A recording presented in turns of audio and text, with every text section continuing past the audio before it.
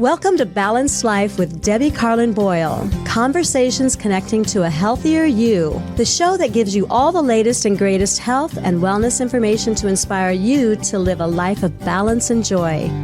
Debbie Carlin Boyle is a health and nutrition coach, personal trainer, and fitness instructor who helps her clients live in balance with everything that feeds us, in addition to the food on our plate. Please welcome your host, Debbie Carlin Boyle. Hello, welcome. Thank you for joining today. Thank you. Welcome to my podcast. You have reached my show, which is Balanced Life with me, your host. I'm Debbie Carlin Boyle, and this is Conversations that Connect to a Healthier You. And the reason why they connect to a healthier you is because you can get involved in the conversation firsthand with us, too, because I do a live show. So hopefully you're watching live. And if you are, I'm going to give you a phone number so you can call us with questions, because we have a follow-up show today, and it's all about the questions that the viewers are asking and things they want to know. So join us and call at area code 323-524-2599. Again, don't write this if you're driving, but it's area code 323-524-2599.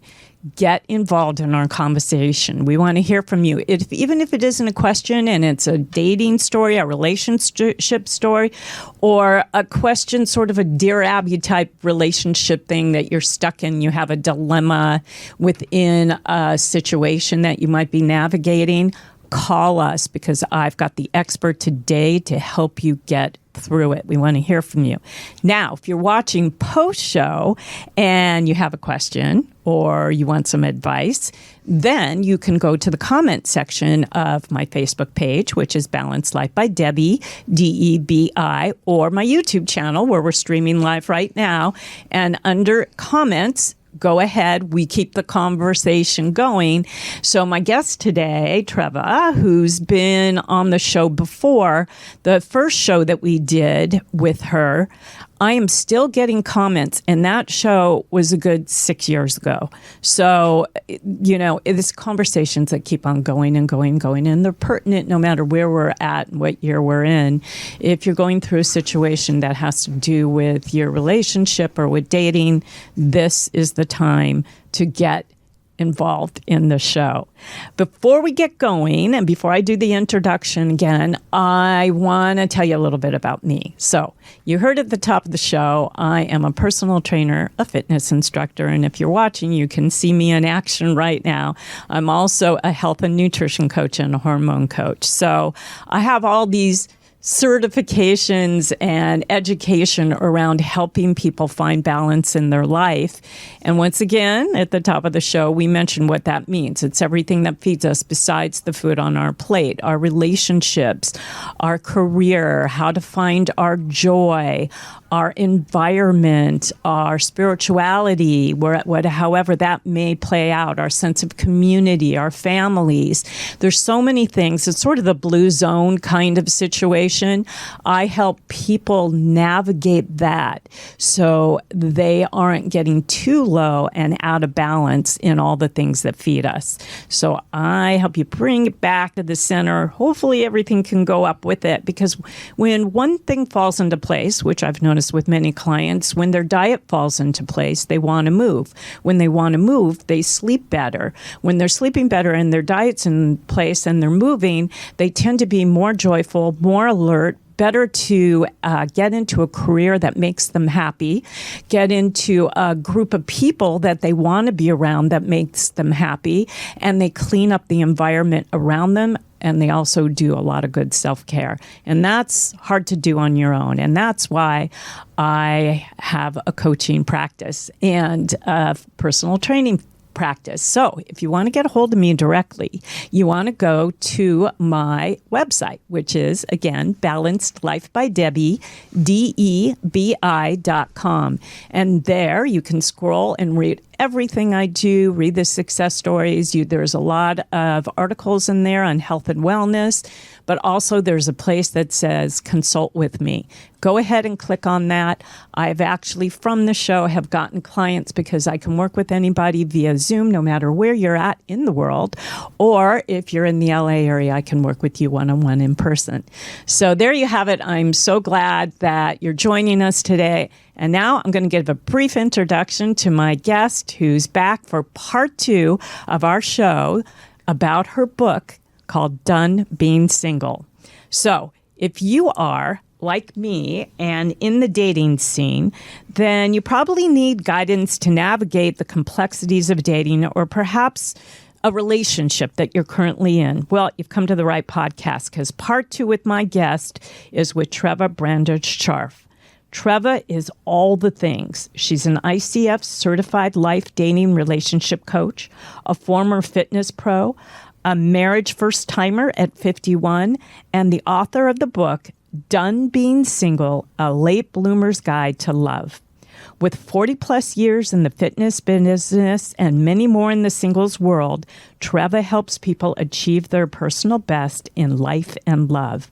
Treva blogs about surviving singledom and finding love and contributes dating advice to places like Newsweek and Huffington Post, Thrive Global, and so much more. And she currently co-hosts the podcast Done Being Single with her husband, Robbie, who is that person that she met and married in her 50s. So Treva's an advocate for strong, independent women, a voice for empowered singles, and a champion of late bloomers everywhere. So let's dig into part 2 of Done Being Single, answering all your questions with the lady who can share her tough love dating and relationship advice with us. So please welcome my guest, Treva Brandon Scharf, to the show again. Oh, I love it. I love being here. I know. I love having you. You bring in a whole amazing positive energy. Well, my God, you make me, you do wonders for my ego. Just hearing my bio, I could leave right now. Well, but it's great. Bye, everybody. It's so funny. People say that when they hear their, I don't think people realize how accomplished they are and all the things. And I've had the opportunity to read your book now. And whoa, I really so impressed. It just impressed what you've come through, your stories in there. So I highly, highly recommend, and we're going to talk about how you can get this book. It's also in the show notes. But it's a fun, all done with a sense of humor, but also very poignant and very, I don't know, there's some relatable things. And then there are some things that you go, wow, that's a lot to navigate as a young person, just a lot. And the way you overcame it, and for me, knowing you as an adult and the person that you are now is so impressive to me, and I just admire and adore you. So thank you for being here again. Thank you so much. It's so my pleasure to be here, and I'm honored to be here. And you're so good at what you do. I feel like, well, thank you. This is just such an elevated kind of experience and place to talk. Well, I'm glad you feel comfortable, because that's important. You come with your pedigree. You have an amazing story. So, yeah, let's get to it. Okay, we're going to today. Right. So here's what happened last time. Here's what I'm going to suggest, that you go to Done Being Single, Part 1. Show, because Treva and I talked a lot about her origin story, where she, how she came to do what she does today. But we never really got into the book. And I want to get into the book. And so what we've done on our social media platforms in the last couple of days is we threw out questions to you, the audience, and we got questions back that people have about dating and relationships. And we're going to get into that today. But I also want to break down the book just a little bit, if that's okay, if we go right into it. So once again, if you want to hear the origin story about Treva and her late blooming wedding that she had in her 50s and how that all came about. And yeah, Treva got married right across here at the golf club right near our studio. We have a view of where you got married, literally. So that's in the first show, Part 1. So Part 2, I want to get into the book. Let's talk about, so why did you decide to write the book, and what does the book contain? Okay, so I've been asked this a bunch, the genesis of the book and the idea and where it came from. And I think there's a few different sources. Number one, I was a blogger. So I already had a ton of content already written that kind of served as my roadmap. And there's a part in my book that I will not give away that I thought made for an incredible fictional. If I wanted to fictionalize it because it was something that happened to me. Should I say it? Yeah. Okay. So I was 42, not married, no kids, and I thought, well, this could take forever. I guess I'm never going to get married, but I still have a chance to get pregnant. Mm-hmm. So I set out to try to knock myself up. And organically. Yes, by any means necessary, which you will read about. Yes. And it was such a mind-blowing experience that I thought is a book, right? So I wanted to fictionalize it because I didn't feel comfortable telling my exact story. So I ended up enrolling in a UCLA fiction writing class. Halfway through, I realized this is just agony. I just don't, my story, with the characters. And I thought I need to tell my own story in my own words. I don't have to fake it. I don't have to create other kinds of, storylines. This is pretty amazing what happened to me. So that was kind of what started me. And then I had an editor friend who said, you really do have a book in you and you should take what you've already done and just tell the story behind the blogs. Yeah. Okay. So I wrote all these blog posts, right? But really, what was happening? What made me write those? What was going on in my life? What was in your life that created that? So that's where we kind of went a little deeper. And that's the thing about you which is kind of what I was saying, is that you are such a breath of fresh air. But and part of the reason of that is your authenticity, is being you. I'm not saying you can't write fiction. You probably can because you're such an amazing writer. I mean, this book, it doesn't matter whether you're in a relationship or not, or want to look for love. What matters is that the book is entertaining because you opened up. This is, it's a memoir, really. And yes. In the interim, the things that you've learned and the things that you were able to get educated in so you could help others with became sort of the added plus. But you could have written this book regardless. Yeah, I have learned through blogging that people don't want fake shit. I mean, for lack of a better way to put it, they want the real deal. They want to hear the struggle and the pain and the suffering and hey, and who am I to hold back? I mean, here's my story. It's stranger than fiction, in parts. Very true. So there's a movie in there too. But anyway, hello, Hollywood. Yeah, I know. Are you listening? No, well, you do have some contacts. So thank you. And so I thought I got to tell this, and in a voice that I feel comfortable with.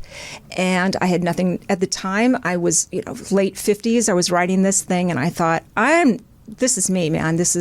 I'm not holding back. I have nothing to hide.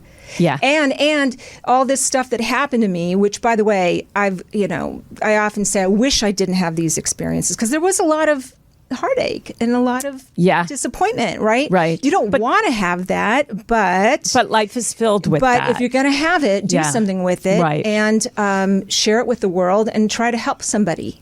Which you have accomplished, I believe. So the book breaks down how. Let's talk about how it breaks down, because the beginning is your story. And again, I think you have to get the book in order to appreciate the story. And really, part one does go into your story a little bit. But then in terms of relationship and dating advice, how does it break down? And then we'll get into the questions from the audience the second half of the show. So I start, I think, in maybe chapter 3. I go right to the whole shame, regret, guilt. Those are major themes when you're single a long time and you've made mistakes and you can look back and you can go, oh, I shouldn't have done that, and this kind of probably delayed me and prolonged this. And so I started off with that. Let's talk about that first. Okay. Because that's a big part of everybody's life. I mean, at any age, but particularly when you get to a certain age. Or you've been there, like for someone like me who was with the same person for 34 years and now pretty much single for the last 13, you do that. There is a lot of regret. So, or like there's a lot of backtracking. Yes. Like, you're thinking like, well, should I have done it that? What did I do? What if? There's a lot of what ifs. I did it this way. Yes. I laugh, and I think I said this in the last show, that I fucked up so that you don't have to. Yeah. I made the mistake, so you don't have to. So true. I get right to it. Let's talk about the hard stuff first, because everybody's made mistakes. Everybody's made bad choices. Everybody has squandered an opportunity or two in their life. So let's address it, because that's sort of the elephant in the room. And then once you get kind of a hold of that opens the keys. That's the keys to the kingdom. And I found that was a good starting point for me for the book. And then I went into, and here's how I fucked up. But with all of that, there's a lesson. Yeah. There's always a lesson, and there are takeaways at the end of each chapter. Yeah, I like the way it's laid out like that, because you can implement these lessons into your life and go, oh, of course. Oh, as I say in the book, you never want to waste a good fuck up. Yeah. I love it. No, do something with it. Make it worthwhile. Write a book. Yeah, exactly. So, getting into dating later in life and having to navigate, I guess I can get into the whole thing about the questions that people have that are dating later in life, because I feel like it's a little different. And I don't want to throw out, I have a daughter who's single, who's dating in her mid-30s, and she has a different set. We talked about this on the last, but I think generally these suggestions and things that you have, the advice that you can give, are pretty universal, no matter what the age is. So what, I'm just going to get into it. What's better, dating online or organically finding somebody? How do we navigate those two things? Great question, because online dating is not going away. Okay, so we're with it now, and it's shocking how people now cannot date without it. It was before, we were ashamed sort of to say, "Oh, I met someone online." It was like, "Oh, what is wrong with you?" Yeah, it feels like superficial. It still feels weird to me after all these years. It feels like that person's not real. But yet I'm online, so what am I saying? I'm not real either. It's a fantastic tool to have in your toolbox. Yeah. It's not everything, okay? No. I'm a big fan of meeting in real life, organically, in person. There are ways to do that, okay? It's really important that you don't forget how to do that. Right. Okay? Right. Because if you only... man cannot live on bread and water alone, as I say, right? You cannot date online alone. You just can't. It's tunneled vision. It's just not healthy. I'm sorry. It's just not. I mean, you're going to get burned out. You're going to get pissed off, frustrated, depressed. There's all kinds of studies that show online dating is really kind of bad for your mental health. With that said, I have a lot of friends who have met their people. I know. So it's this weird, and we talked about this on the last show, but I am definitely in dating fatigue. So I've taken a break from dating online for the last, a good 7, 8, 9 months, maybe, since my last online date. And so I didn't delete, but I've paused, and number one, you start scrolling, you start to see the same faces over again, people that were there maybe years ago or have come back because they had a relationship and then that fell apart. So they're back online, they moved and they've come back. And so it within the circle of what I'm looking for in terms of age and all the other attributes, there's a small circle that keeps getting recycled. Yes. So it's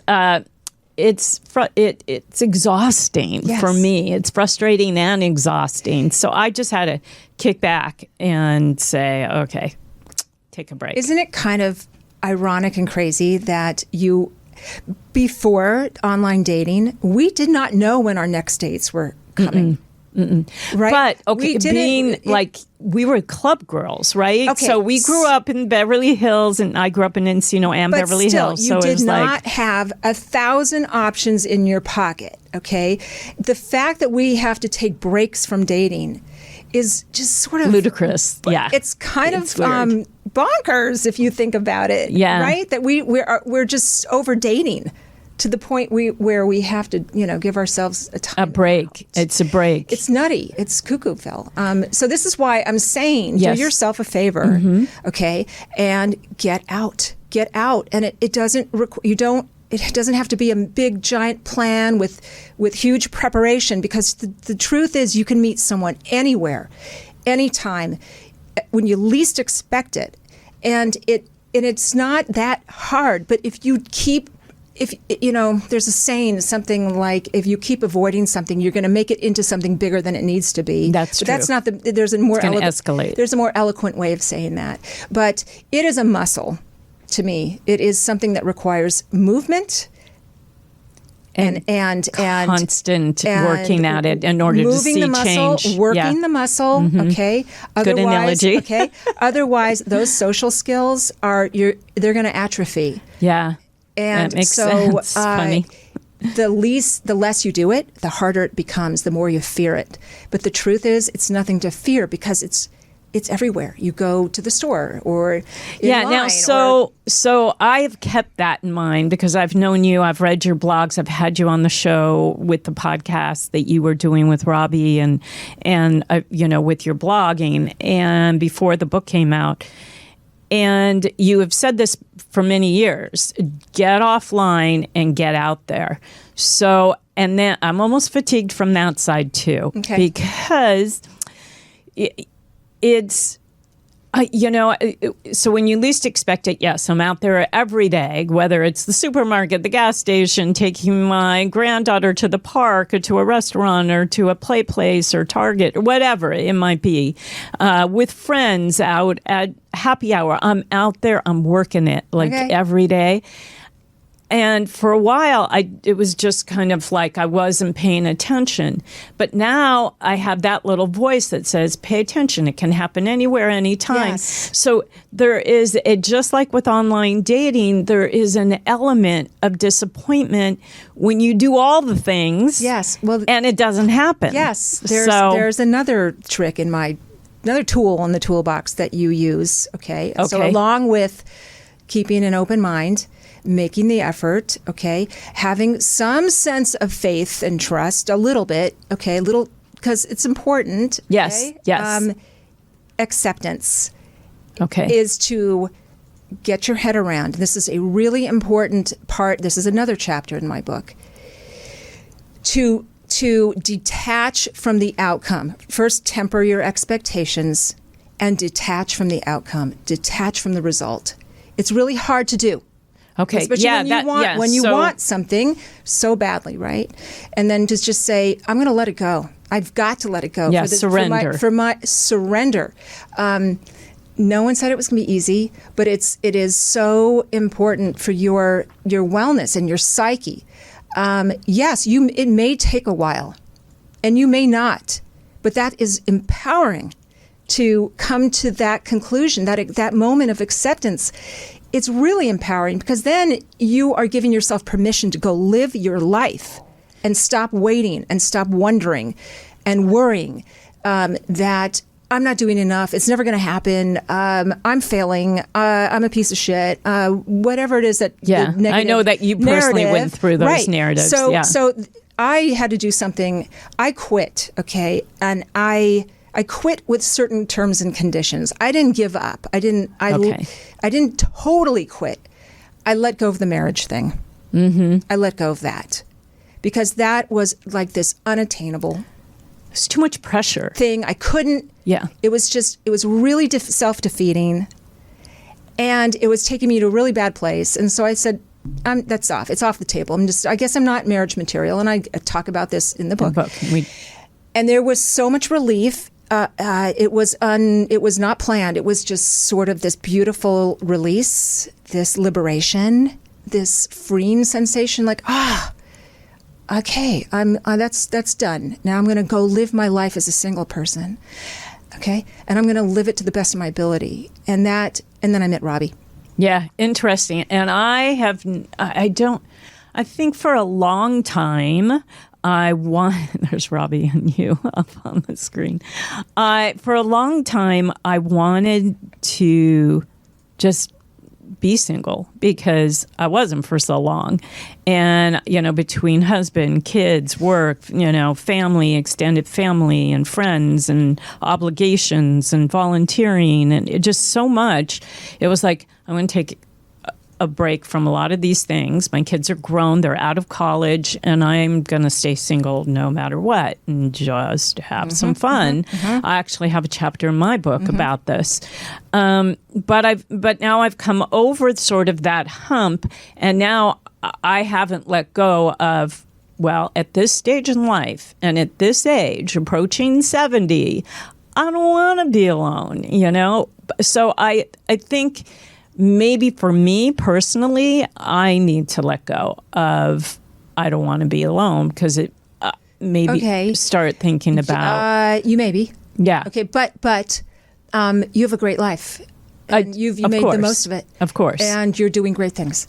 And I think a lot of people at a certain age get to that point where they're like, okay, I've got my kids, my dogs, my pickleball, my mahjong, my canasta, right? Tennis player. So, and it takes the edge off a little bit because nobody can promise you a great guy or woman, but you can have a great life. Yeah. And that's sort of... So you're saying get out there, enjoy what you have, enjoy your life. Yes, what are your options? Well, that's part of the thing. You can stay inside and on your phone and, behind a screen. That's just, I don't know. I can't think about that. It's just so... Right. So... did you ever get to a point where you kind of hit a little bit and didn't put yourself out there? When you got frustrated? No. So when you surrendered and said, take the marriage thing off the table, you still put yourself out there? Oh, yes. Online, or did you take a break from online? No breaks. Both. No, okay. Yeah. I just kept going, just powered through, powered on, pressed on. Yeah. And that's kind of what you have to do. I mean, your body will tell you what you need to do. And yes, people need breaks. Yeah. They need to take a break. They need to catch their breath or collect their thoughts or decompress. Yeah. I broke my foot and got a puppy at the same time, all within weeks of each other. And so that really pulled me off. I have an issue with people that swear it off, that say, turn their back on it. Like, okay, I'm not dating and I'm so angry and bitter and jaded. Because you know what? You won't meet someone that way. Yeah. So, but it's very incumbent upon you if you do take a break, no matter however you date, online, offline, there's a level of, and I said this in the last show, okay? The only thing you really need to do is just be approachable. Yeah. Okay? That's so don't shut down. Kind of it. If the door is still open enough for love, if you still want it, okay? Do all of the following things. You breathe, you let go, you release. Okay, stay online, get off. You do all those things, and then you release, you detach from the outcome. And that's probably the best advice anybody, dating therapist, dating coach, could give you. Yeah. Now, excuse me, I have a client who is recently divorced, but she's been separated from her husband for, 6 years, 7 years, something like that. But the divorce was final this year, and it put her in a funk. She also has fear of dating, and she's not on any social media. She's not online in any way. The most she's online is texting with her friends and her kids and her family. And she really has a fear of putting her. What would you suggest to somebody who really fears the online? Like, I made sure with online, when I started dabbling in there, the things where people could get a hold of me, and I couldn't block, like didn't have a say so whether they could talk to me. I was so overwhelmed, I just went delete, and went off all those platforms. Just baby steps. Yeah. Little tiny baby steps. Do what you feel comfortable, but with that said, push yourself a little bit. To get out there. Yes. Yeah. There's going to be a little discomfort. Okay. There will be pain. It's okay. It's called resilience. Yeah. And that is what, as a coach, that's what I do. I help build people's resilience and confidence so that they can withstand and weather all of the, bullshit and stuff that's storms, out there. Dating storms. So do you have them do like homework, like action steps? Like what? You know what? We're going to get right to that. Tony, let's do a quick break from one of my sponsors. We're halfway through. We're going to come back. We're going to get to how you work with your clients on that. And we're going to get to the questions from our audience. So call in if you have a question. Area code 323-524-2599. We'll be right back.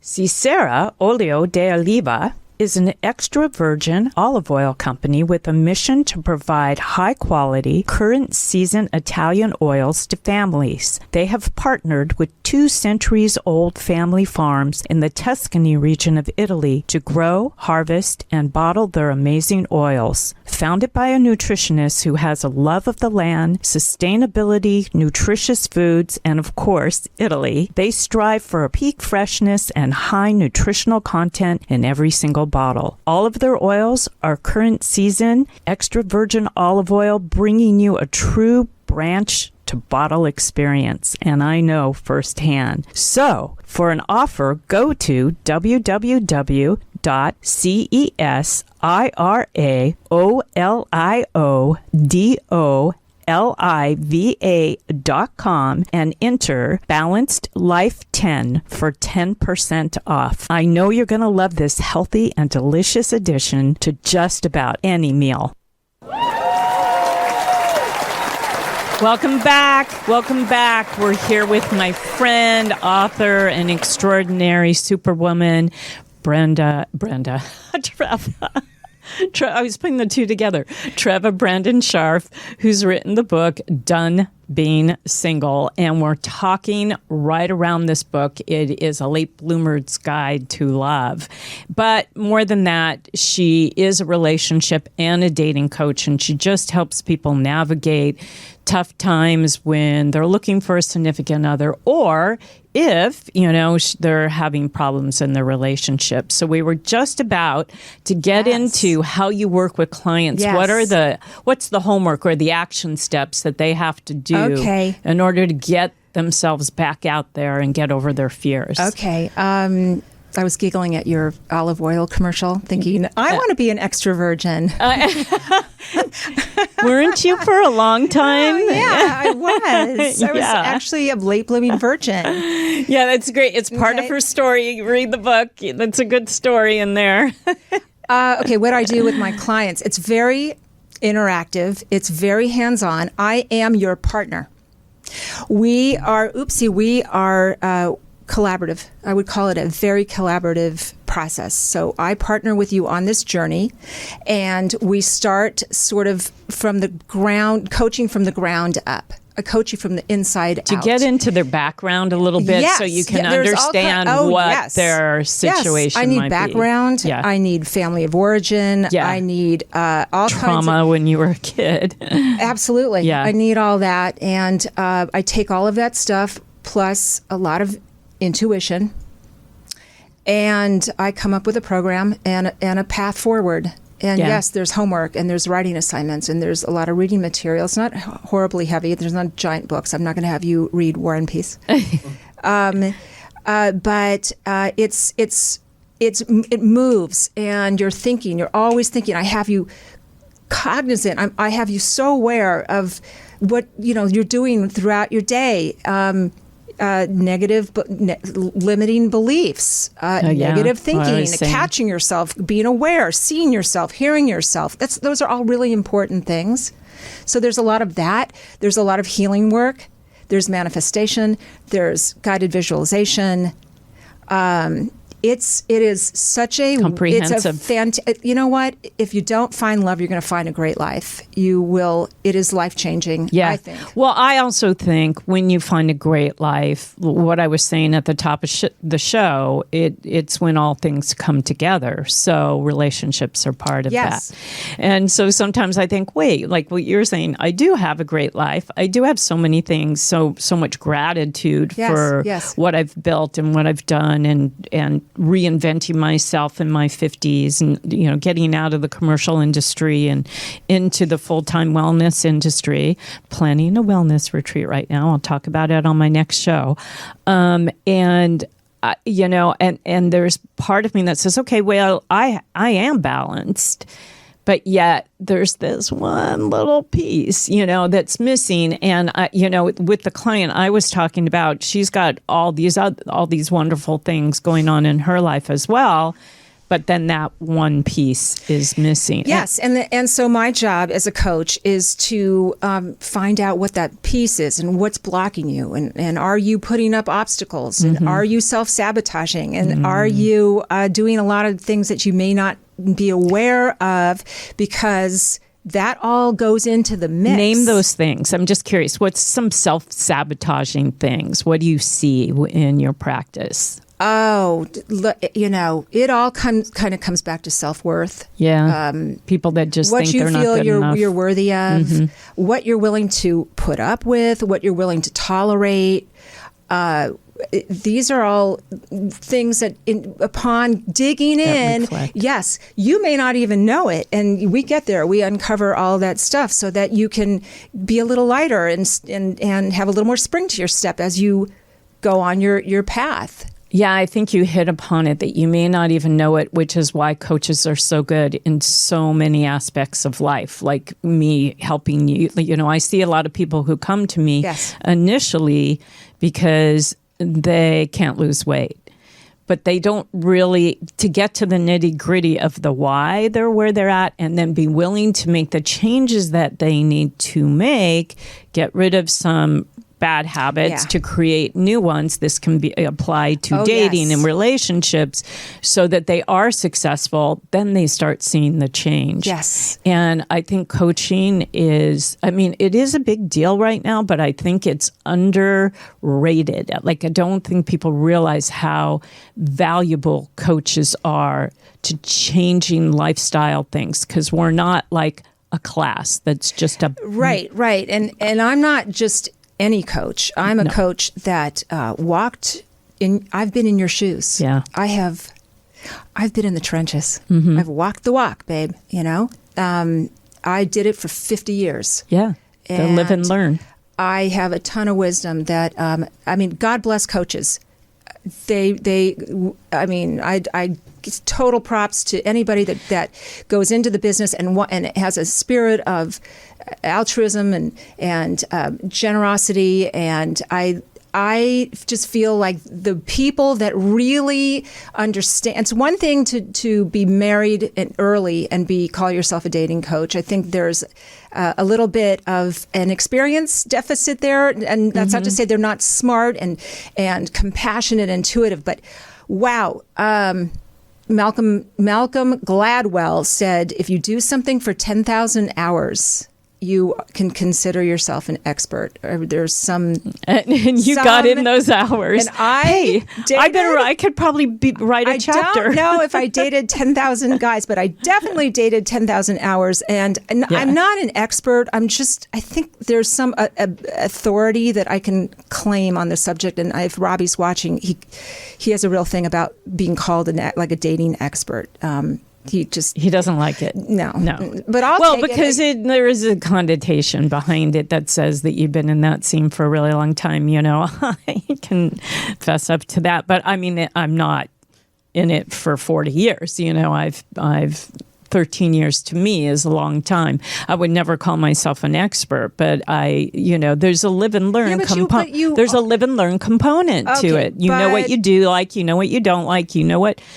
You notice how to read red flags. Yes, you have been around enough. You have enough experience to understand human nature. Yes, and that's really what it's all about. And I do, and the human condition. Yeah. Okay, because I think I've been anybody. I've been everybody. I've been the girl that put up with unacceptable behavior. I'm the girl that allowed herself to get ghosted or breadcrumbed. Did you ever get benched? Mosted? You know what mosting is, right? When somebody comes on, so this happened not to me, but some of my girlfriends, where somebody comes, it's a thing where they come on so strong. I mean, they tell you, by the first, second date that you're a couple, that you're going to get married, that I want to introduce you to my kids, blah, blah, blah. And then they ghost you after maybe love 2 bomber. or 3 dates. Yeah, it's love bombing. Yeah, same. Yeah, I've been on the receiving end of that too. That's tough. When you're working with your clients, how do you tell them to look out for, I guess? What's the cautions that they should, if they're dating online or they meet somebody organically? People have to meet themselves where they are. They have to honor where they came from. They have to honor their past. They have to honor their pain and whatever trauma and once they get their heads around, okay, this happened to me, I don't want it to inform my future relationships. So they can spot the red flags. Correct. So I hold a mirror to them, and the truth of it is that I think people at the end of the day, they have their own answers. They kind of know. But again, I think coaches can help you pull those out. Yes. Yeah. And here's a trick I do. I'll say to them, what would you tell your best friend? Oh, good one. What would you say if your friend, was doing this, behaving this way, or tolerating this? What would you say? And chances are they have some incredible epiphany about themselves. That they can turn it around. It's a really great self-reflective technique. I like that. Let's get in this next 10 minutes. We have more than a few questions. Let's get to the questions and see if you can answer and hope our audience is listening or watching or both. All right. We talked about dating fatigue. How do you make the first move as a woman? How do you suggest? Okay, so yes, because that's where we are now, changing dating norms. Okay. Yeah, because men, I think we've talked about this. They have a fear of overstepping. We're living in a post-Me Too world, which we had to change some behaviors. It had to happen. I'm glad it happened. Definitely. Now we need to move forward and work with what we know. So women, yes, now you're going to have to step up a little bit. And it may feel, especially to some of us of a certain age, where we weren't taught that. You don't ever make the first move, right? You don't ever initiate. That's for the guy. The guys chase, the guys pursue. Yes, they do. And I do, and I said this in the last show. Yeah. Yes, I do believe there's something instinctual and kind of primal about that for a guy. But with that said, there are ways to make it easier for them, to step up. To kind of give them the signal that it's okay. It's all about subtle cues and signs and signals. It's put your phone down under the heading of be approachable. Yeah. Put your phone down. And so, so your phone's down. So let's just say, everywhere. So if I'm out with a girlfriend, and let's just say, so the other day, a single girlfriend of mine, we went to happy hour and we sat at the bar. Phones were down, right? Mm-hmm. She went to the bathroom for, 5-7 minutes. If your phone is down, what do? Sit there, look around? Okay. Yes, you do. That's what I'm asking. Do not pull your phone out. Just, I don't care how... hear that, everybody? Don't pull the phone out when you're sitting at a bar if you want to meet somebody. Or fidgety or No, because phones have only been around, really, smartphones, since '07. Yeah. Come on, those of us of a certain age. Okay, pretend. That's not how we dated. No, pretend like there are no phones, and you have to sit there and you have to engage and make eye contact and look around and be present. It's, first of all, you're missing a lot. Okay, you've got to be present. Just take in what's around you, and right. Yeah, it's really. I agree. Otherwise, you become a slave to your phone. You become an addict.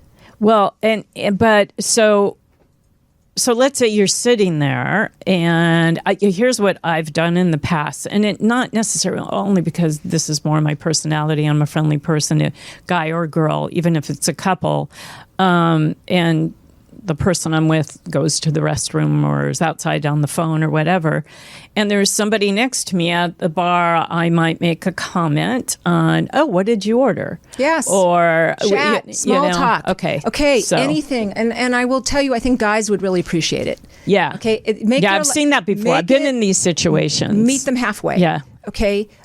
Do your small part. And it's not, and I compare it to the old-fashioned hanky. When you dropped a hanky, that was the signal that said, I am available, I'm interested, and they didn't have to do much. Just drop a hanky, drop your hanky, so to speak. Okay, and that means you can only do that if you put your phone down, look around, make eye contact, smile at someone, just crack a little, just something. That is your signal. That's your sign to that person that, hey, hi, this is a receptive person. She's approachable. I can, it's an inviting. It's a little bit of a welcome. Right. Okay. And if someone does that to you, because this has happened a lot too to me, someone will smile at me and I'm not interested. I just, because I think I've said this before, but I attract men that could be my father. So, and, they obviously want... So just smile back. And just smile and just turn away? It's called just being... It's the social... It's the contract we have with each other. It's just being nice. It's being... Which I am. Which, I'm by a the way, social person. I can go walking around my block... Okay, on my street, in my neighborhood, and no one will pick they've got ear. I should also mention, get the earbuds out, because that's code for leave me alone. Yeah, it really is. So people just walk by me and not even say good morning, hello, nice, nothing, not even a smile. It's so depressing. Yeah. It's depressing. I see it all the time, too. And so would it kill you to smile at someone? Would it kill you to say good morning? Well, it's actually a benefit to you health-wise. Yes. Yes, there are health benefits to smiling. That's right. There are... some serotonin levels go up. It changes your day. Yes. So, I mean, there's no reason. Otherwise, you're just kind of right. You make it in your head and grumpy. And, you make the situation everybody feel better. Yeah. Okay, the person you're smiling at and you feel good about it, and you're doing a service. It's true. You're doing a public service. It's true. I mean, coaches, even health coaches will say, do something good for somebody every day, whether it's just a smile or holding a door open or letting them go in front of you in the market line, whatever. Just do something kind. Yes. Because that reflects back on you in a positive chemistry, way, like getting those hormones, those good hormones to activate. I think it's great advice. All right, next question. Let's see. How do you make the word? Do you want men to approach? No. Okay. So what is that? Yes. Do you? That's another question. That's sort of before you... Ask yourself, whether you put that wall up or not. Are you comfortable doing that? Are you putting up walls? Okay. There are some women that do not, and I have a real issue with that because I think it's flattering. Mm-hmm. I think it's nice when a guy approaches. Mm-hmm. I don't think it's creepy. I think if a guy, and if any guys are watching this, if they step unless up, you're drunk, because then it's a turn off. But it's not if it's done with tact and with some respect. Yes. Okay. Definitely right? respect. For God's sakes, ladies, just be gracious. If he's not your thing, be nice, be kind. There's a way to make the situation feel not so awkward and bad if you're not interested. And I will say this about meeting in real life, okay? it's so much. Here's what you would, if a guy approached you, if you saw the same guy online, I guarantee you probably wouldn't. You'd swipe left. So many times. Right. That's so true. Right. When I think back on the guys that I met, in person, and I'd think, well, would I have even? No, you probably wouldn't have, because we're so obsessed and focused on looks. We're so hyper focused online dating. That's looks. The initial deal. Right. And so this is another argument in favor of meeting in real life, because you get the immediate vibe. Essence of a person. You get that chemistry, that vibe, or you don't. But it saves a lot of time, and you probably would, again, give someone a chance. They may not be the best looking, but there's something, their energy, their essence, that makes them attractive. Right. In real life. Absolutely. I agree with you 100% on that. I get, especially my married friends who give me a hard time about the whole dating thing is, how can you're so superficial, of you to base everything on looks. And I said, well, you don't have much else other than what they write about themselves. And you're not hearing them, so you're not getting the essence of them to hear whether they're writing about themselves is true. So it's, I agree with you 100%. When you get to know somebody, I mean, usually the person you would never think about is the person that you end up with. I have a girlfriend, one of my very best friends. She was my single friend. We traveled around the world together. And exactly a year ago, she met somebody that definitely wasn't on her bullet point list. Of course. And she met him in an interesting way, but they are now traveling the world together. They're both semi-retired, so they have some freedoms. Whatever work they need to do, they can do online, so that can be done anywhere. He actually lives in New York, and she actually lives in LA. So they're 2 weeks there, 2 weeks here, and then they take off from there, or here if they're going to Mexico, or there if they're going to Europe, and they've been off and running for a year. So I barely get to see her anymore, but she's told him this, she attests to the fact he was not, she would never have swiped right on him. And yet she met him organically through a friend of hers from high school.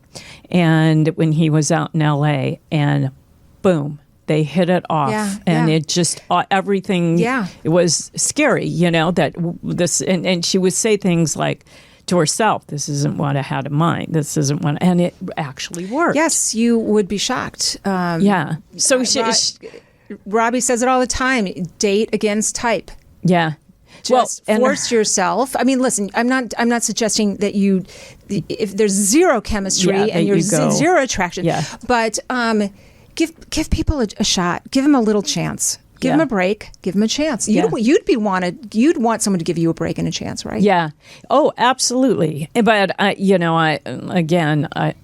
my story. I've had over 250, I think, first dates, and then you can break that in half for the second date. So that's giving the chance, So it's been a ride. It's been a real ride. There's one more or two more where can I meet people? I think we talked about that, but where else besides supermarkets and bars and I guess you can get involved in an activity, right? That's it. That's kind of your salvation.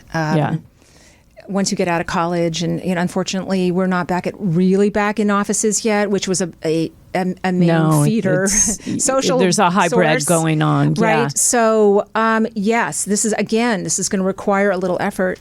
Yeah. To decide the things that you like to do. Mm-hmm.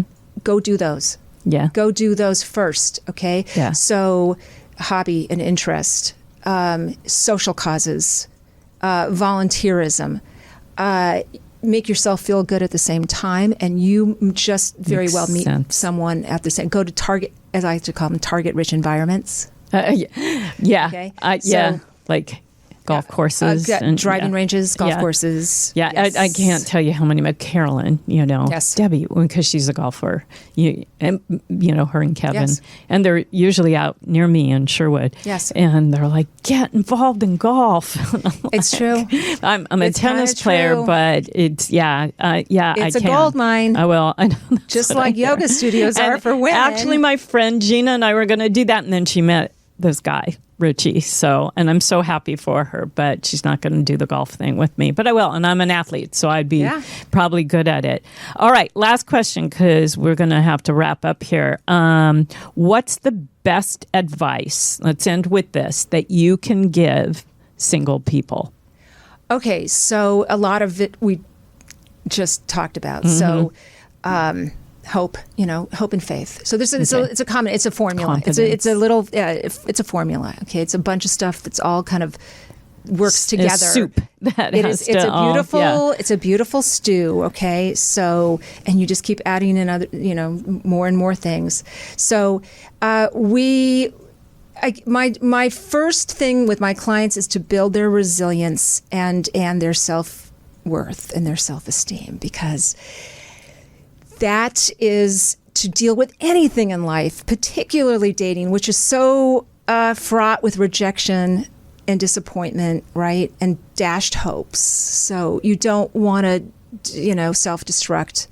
You want to have coping mechanisms and tools and skills that can keep you upright and going and keep your heart soft. Yeah. Because there's so much about the current dating world that can really harden you and make you bitter. Yeah, there's that whole catfishing stuff out there. So that, be aware of how it's affecting you, your attitude and energy going out into the world, what you bring online. Those are important pieces of advice I would give.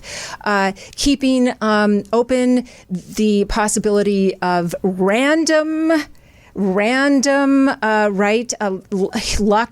Mm-hmm. I said it in the last show, between randomness and human action, usually that's the magic, I think okay? that's where luck comes from. It comes from putting forth some effort, and not, like you said, hiding behind phones, computers, couches with animals. Yes, I say this all the time. Phones really, in a way, they're not your friends, and they might be keeping you single. So, check out your good advice, your addiction or your dependence on all things technology and online dating. I think they keep you single even when you're at home, because it keeps you at home because you're in the scrolling world. Yes. I would make sure that you go in with a little bit of a thick skin. Okay. Yeah. So it's a little, you want to soften your heart, but thicken your skin. And put on your armor. right, and let things kind of play out. Yes, slide off you a little bit better, okay? And don't take it personally. Don't let it get to you. That's great. Very hard to do, because so much of this is judgment, right? You're being judged. Swiping, you're being judged. Right? It's a job interview for life. Then I would also, because they're like, this is the look I want. This is what it'd be like to live with her. What about the kid situation? It's this whole. It's a big garbage can of stuff. There's so much that goes into it. There's acceptance. There is making peace. There is coming to terms with your baggage, your past, everything about who you are. I would also say give people a chance. Mm-hmm. Cut people some slack. Okay. Do that. Be nice online. Yeah. Be kind. Be considerate. Show some respect.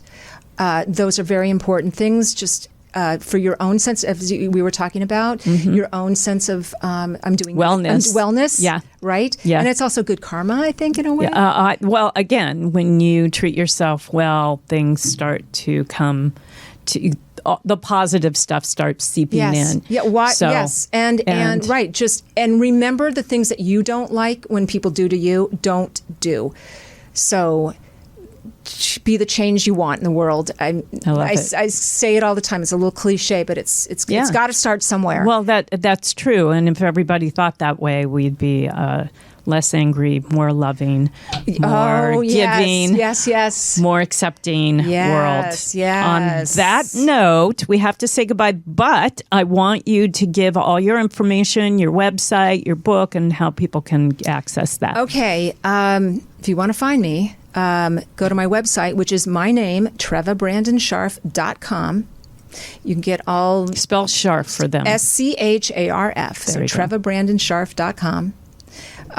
You can find everything there. It's your one-stop shop. Treva shop. Everything. You can read my blogs and watch my podcasts. You can order the book Order the book and get breakup tips. I have a great list of breakup tips. Great. How to break up or how to handle a breakup? How to deal with a breakup. Okay. And then, yes, you can get information about how you can work with me. My private coaching services. What's better than that? And if you have a friend or even relationship questions, she's a relationship expert. So if you're going through something in your relationship, Treva can help you. She's the one. I want you to check out, if you haven't already, our first show, part 1, because it's more Treva's backstory, the reason for the book, and some really great, it's just it's a movie. So you need to hear it. Baby. It's a ride. And then, and now today's show, which digs more into the book. So thank you for joining us. Do part 1 and part 2. I really appreciate you, the audience. And in the meantime, before I see you again, keep going out and finding those conversations that connect to a healthier you. Hell yeah. All right. Yeah, girl. All right. Thank you, Treva. Bye, everybody.